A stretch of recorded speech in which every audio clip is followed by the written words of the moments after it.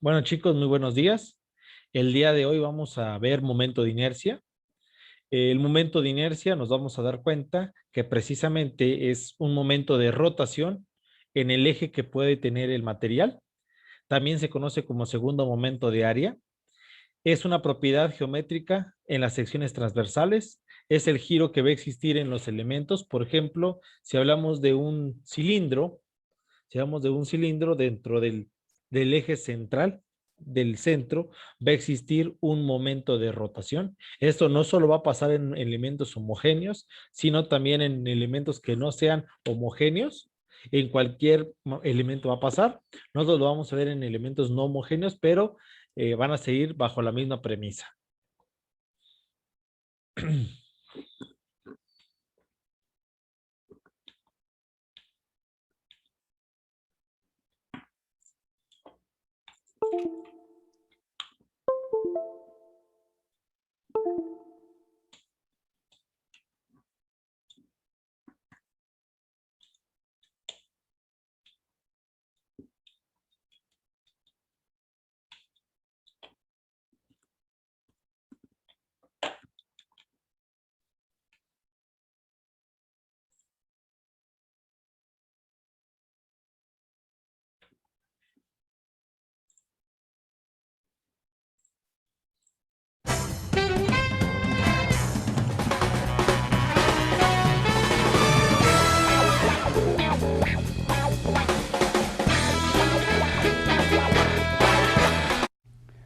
Teorema de ejes paralelos.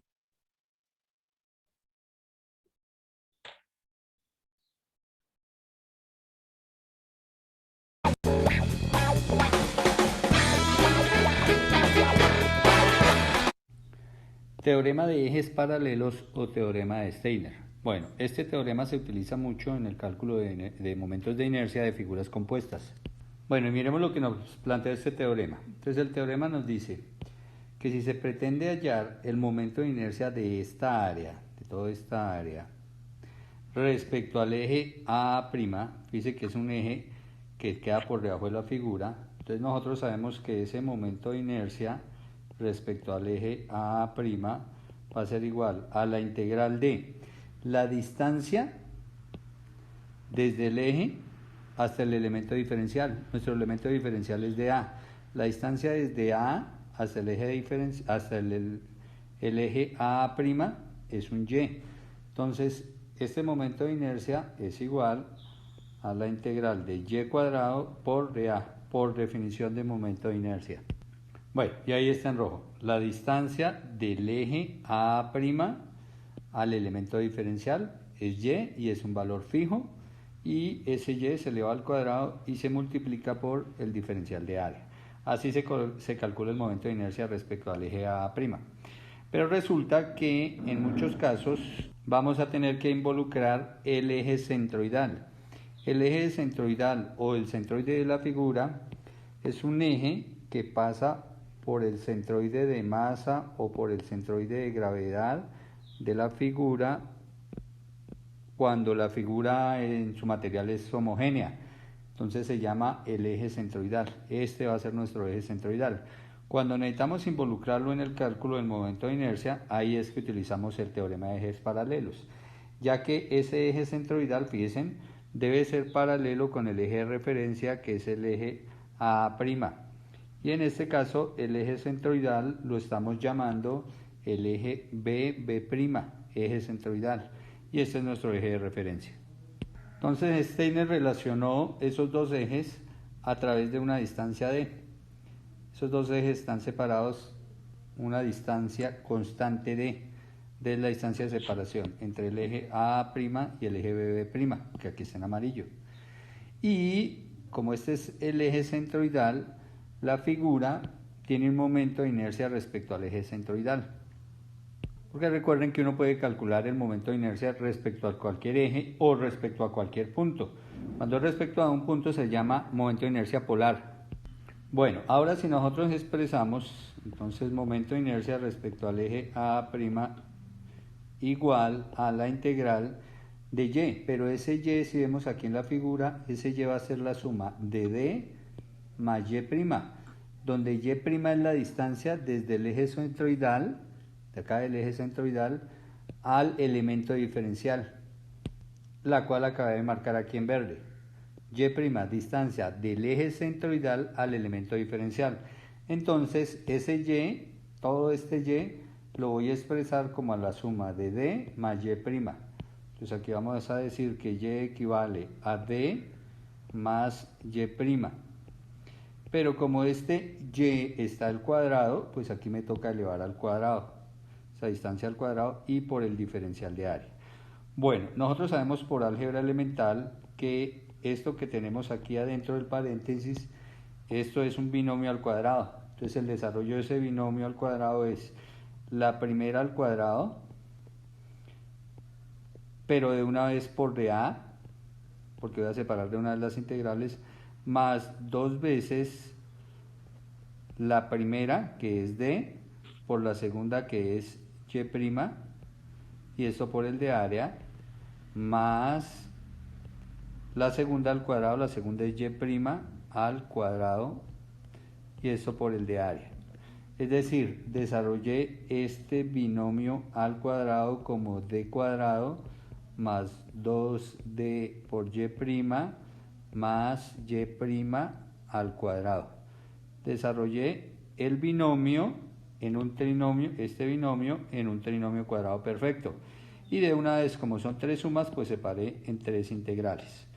Bueno, a continuación, entonces lo que hacemos es, continuamos aquí arriba, es evaluar estas tres integrales. Bueno, empecemos por la tercera.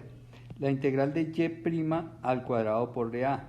Y' es esta distancia y este es el de A. Entonces la primera corresponde al momento de inercia de la figura, pero respecto al eje centroidal. Como es respecto al centroide, recuerden que el centroide se le coloca una barrita encima. Entonces momento de inercia de la figura respecto a su centroide es este, que viene a ser esta integral. Esta integral es momento de inercia de la figura respecto a su centroide. Esta segunda integral es 0, ya que y' queda sobre el eje centroidal. Entonces esta y' valdría 0, luego toda esta integral vale 0.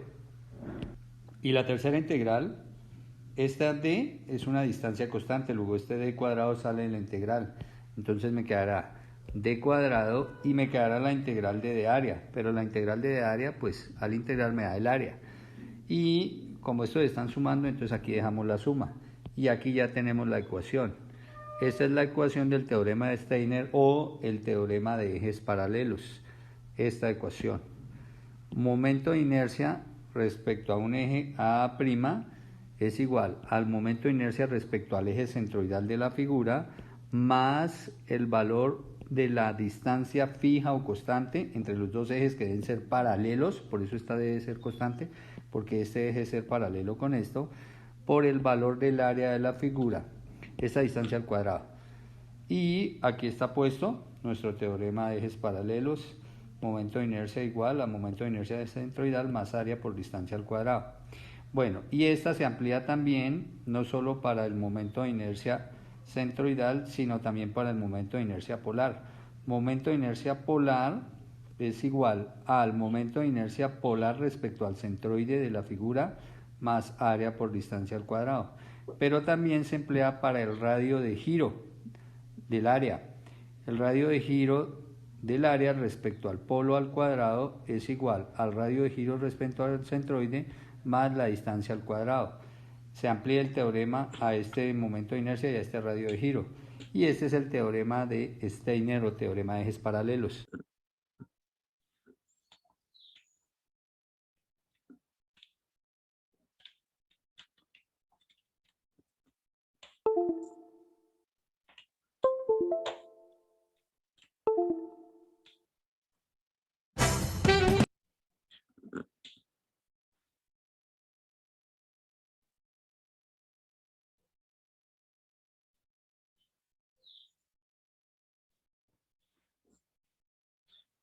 Bueno, chicos, pues vamos a ir con el cálculo. Vamos a ir iniciando con un cálculo de del momento de inercia. Vamos a tener en cuenta nosotros cálculos en figuras planas. antes de hacerlo de otra manera. Ya vimos cuál es el principio claro. Viene a partir de una integral que, como se vio, se desarrolla a partir de un binomio al cuadrado, donde tenemos una diferencia entre dos puntos. Vamos a ver que cuando no tenemos un elemento homogéneo, por ejemplo, un rectángulo, vamos a tener como elemento de rotación su centro. Eso pasa principalmente también en los elementos que son circulares. Por ejemplo, en un lapicero, su momento de inercia lo va a tener exactamente en el centro. Pero si nosotros tomamos otros elementos que estos no lo tengan, por ejemplo, una figura como este, lo va a tener cercano al centro, pero no necesariamente va a cumplir con esa idea. Entonces, para que nosotros podamos calcular primero el centro, vamos a realizar una cantidad de pasos.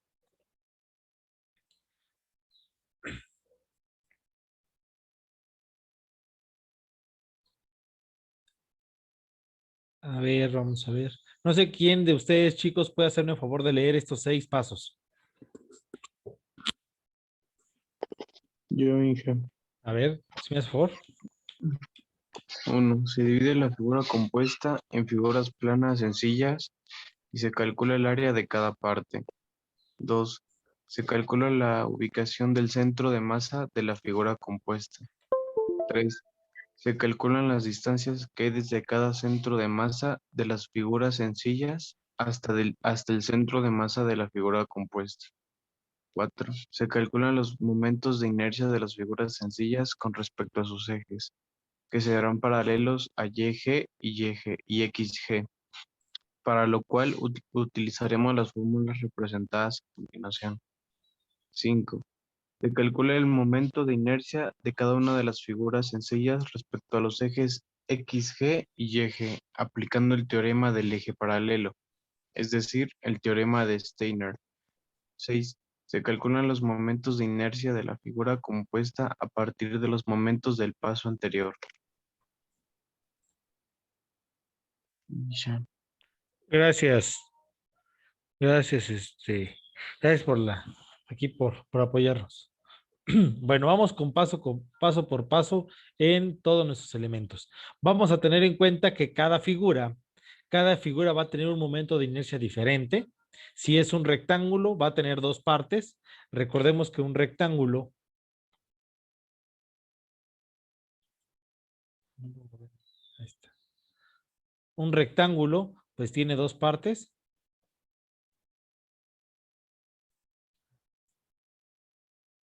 Está muy...